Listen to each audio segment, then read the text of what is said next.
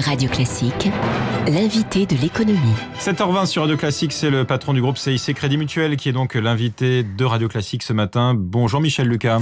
Bonjour. On va parler avec vous musique classique puisque vous êtes, je le rappelle, partenaire de Radio Classique pour la 3e édition du Festival de Pâques d'Aix-en-Provence qui démarrera fin mars, dans moins de 2 semaines, le 30 mars.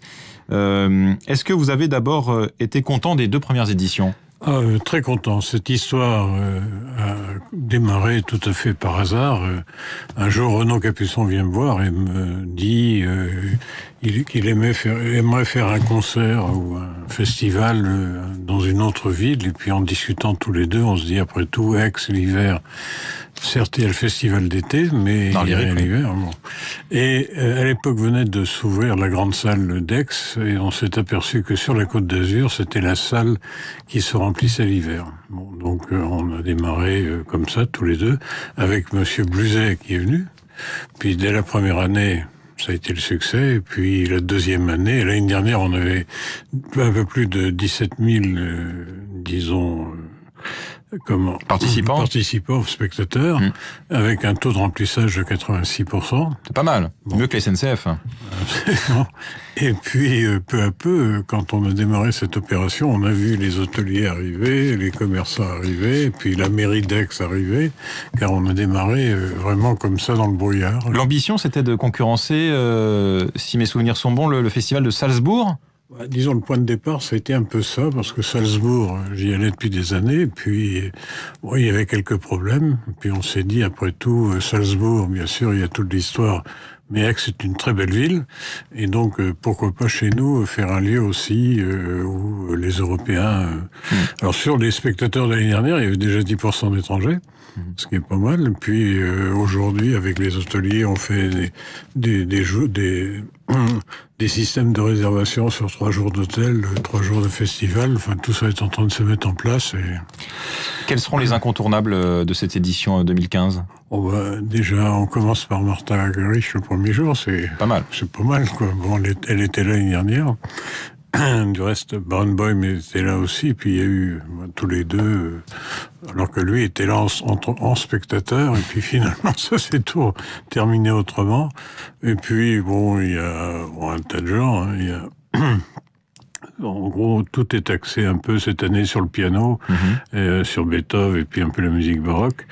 Alors avec Renaud Capuçon, on s'entend bien. Hein. De temps en temps, on n'est pas tout à fait d'accord sur mais c'est quand même lui le grand maître. Qui sera d'ailleurs ce soir invité d'Olivier Bellamy, 18h sur Radio Classique, pour en parler. Et puis cette année, ça va quoi. 8 jours après avoir lancé le festival, on avait déjà 40% de réservation. Autrement dit, là, les gens de la région ont pris le festival. Cette histoire de festival, pour moi, c'est une vieille histoire. En 1968 ou 68-69, je suis allé on m'a demandé d'aller faire des conférences sur la recherche opérationnelle au Canada. Et après les Jeux Olympiques, je dois dire qu'il y avait une crise économique énorme. Alors, vous avez des immigrants qui pensaient à leur radiateur, au frigo, ou je sais pas quoi, puis tout d'un coup, plus d'argent. Et Ville de Montréal, il y avait en tout et pour tout 2 cinémas. C'est-à-dire, sur le plan culturel, il n'y avait rien. Et c'était horrible. J'ai passé 8 jours et c'était horrible de voir... C'était un peu ennuyeux. Non, c'était pas ennuyeux. Il manquait quelque chose. Alors, depuis, ils sont rattrapés parce que Montréal, il y a un grand opéra, il y a 2 salles ou 3 salles de spectacle. Mais à l'époque, il manquait quelque chose. Et alors, quel lien avec le... Si, alors attendez, après, mes crises, et puis rien à côté, mis à part... Après, tout à fait à peu près à la même époque, je suis allé à Vancouver. En Vancouver, il n'y avait rien. Puis à Perth, il n'y avait rien. Et à ce moment-là, c'était... Perth en Australie ? Oui. C'était encore des cabanes. Et c'était de dire une ville où il n'y a pas de culture ou de mouvement culturel, il manque quelque chose. Alors que par mes origines, j'étais pas du tout orienté là-dessus. Et donc depuis, au Crédit Mutuel, si vous prenez la région Est, on soutient énormément d'activités culturelles. Puis là est arrivé ce phénomène d'Aix.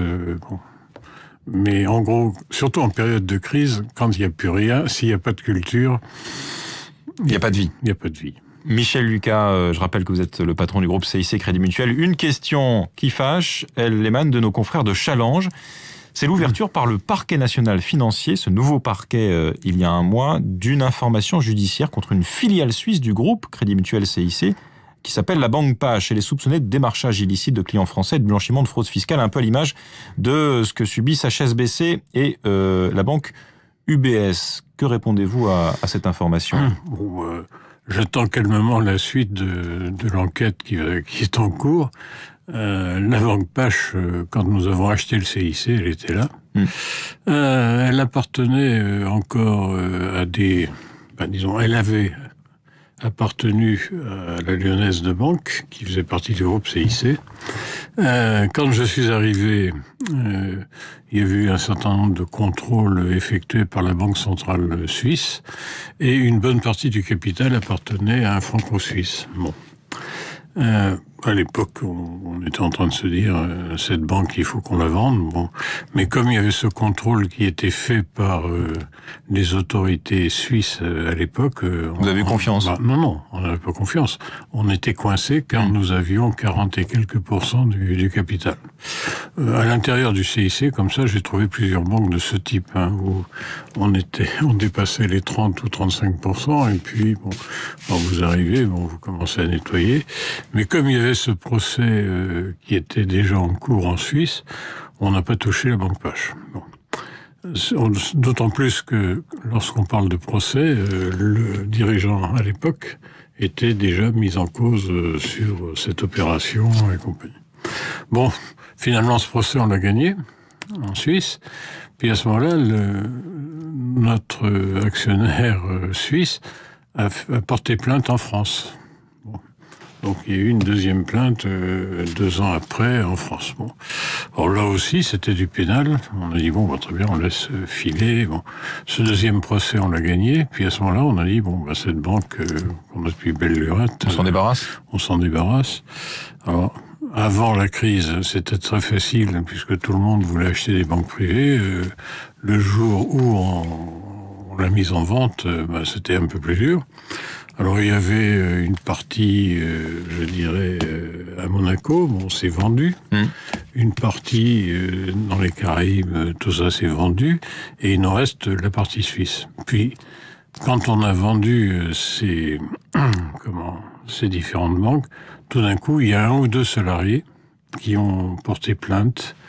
Les lanceurs d'alerte, comme on les appelle aujourd'hui ? Non, c'était pas des lanceurs d'alerte, c'était des gens qui voulaient racketter un peu plus en tant qu'indemnité la banque. C'est pas des lanceurs d'alerte, contrairement à ce que vous dites. Bon, puis ça a mal tourné pour eux. Puis il y a 1 ou 2 familles. Alors quand vous prenez le point de départ et autres, c'est une affaire qui ne concerne absolument pas la Banque Pache. Celle qui déclenche cette enquête, c'est une autre affaire. Ces gens-là, les gens qui lancent l'affaire, nous n'avons jamais travaillé avec eux. Merci pour cette mise au point, Michel Lucas. Je rappelle que vous êtes toujours le patron du groupe CIC Crédit Mutuel et partenaire principal du festival de Pâques d'Aix-en-Provence qui aura lieu dans moins de 2 semaines. Et je voudrais remercier Radio Classique qui a marché dès le départ, les journaux de la région qui ont marché. Puis moi, ma grosse surprise, c'est quand on a vu la presse européenne s'intéresser à l'événement. Et ça, au bout de 2 ans ou 3 ans... Qui met la récompense. Ah oui, ça, de ce côté-là... Merci. Je trouve ça très bien. Merci Michel Lucas d'avoir été avec nous ce matin, invité de l'économie de Radio Classique.